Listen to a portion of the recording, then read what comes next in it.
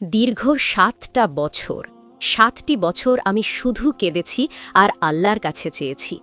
যখন চারপাশের সবাই আশা ছেড়ে দিয়েছিল, যখন একের পর এক সম্বন্ধ আসছিল আর ভেঙে যাচ্ছিল, তখনও আমি হাল ছাড়িনি।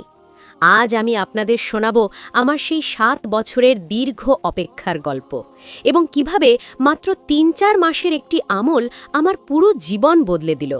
বিশ্বাস করুন, আল্লাহ যখন দেন তখন আমাদের কল্পনার চেয়েও বেশি সুন্দর করে দেন। আসসালামু আলাইকুম ওয়ারাহমাতুল্লাহি ওয়াবারাকাতুহু। আশা করি আপনারা সবাই ভালো আছেন। আজ আমি আমার জীবনের খুব ব্যক্তিগত কিন্তু পাওয়ারফুল একটি অভিজ্ঞতার কথা শেয়ার করব।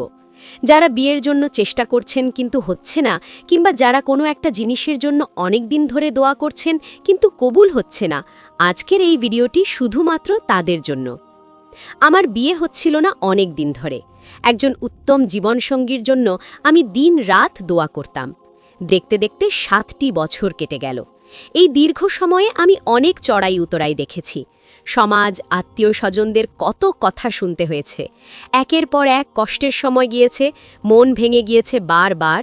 তবুও একটা জায়গায় আমি অটল ছিলাম, সেটা হলো আল্লাহর প্রতি বিশ্বাস। আমি জানতাম তিনি আমায় খালি হাতে ফেরাবেন না।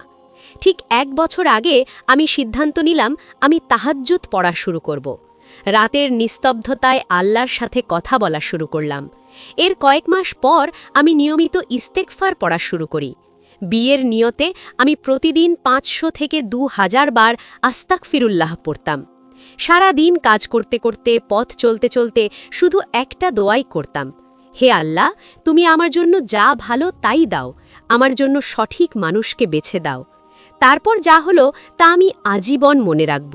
আলহামদুলিল্লাহ, মাত্র কয়েক মাস যেতে না যেতেই আল্লাহ আমার দোয়া কবুল করলেন। আল্লাহ আমাকে এমন একজন জীবনসঙ্গী আর এমন একটা সুন্দর পরিবার দিয়েছেন যা আমি আমার স্বপ্নেও ভাবিনি। সত্যি বলতে ৭ বছর পর আল্লাহ যখন দিলেন, তখন তিনি আমার আগের সব কষ্ট এক নিমেষে ভুলিয়ে দিলেন। আমি যা চেয়েছিলাম তার চেয়ে ১০০০ গুণ বেশি দিয়েছেন। আমি আজ আপনাদের শুধু একটি কথাই বলবো, আল্লাহর ওপর বিশ্বাস হারাবেন না।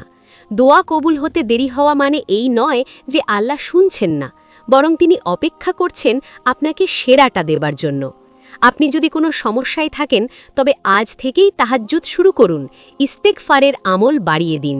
আল্লাহর কাছে চাওয়া কোনো দোয়া কখনো বিফলে যায় না। আল্লাহ যেন আমাদের সবাইকে ধৈর্য ধরার তৌফিক দেন এবং আমাদের মনের নেক আশাগুলো পূরণ করেন। আজকের এই গল্পটি যদি আপনার মনে সামান্যতম আশার আলো জাগিয়ে থাকে, তবে ভিডিওটি শেয়ার করবেন। দেখা হবে পরের ভিডিওতে ইনশাআল্লাহ। আসসালামু আলাইকুম ওয়ারাহমাতুল্লাহি ওয়াবারাকাতুহু।